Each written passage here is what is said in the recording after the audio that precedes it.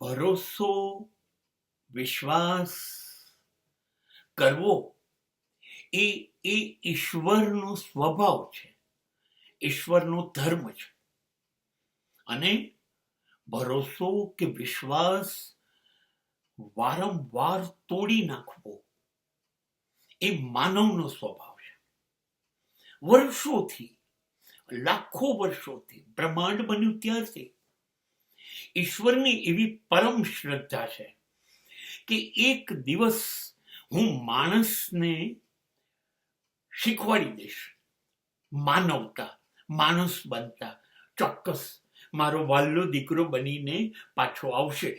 આ એને વિશ્વાસ છે, એટલે એ વારંવાર આપણને પૃથ્વી પર જન્મ આપીને મોકલે છે, વારંવાર.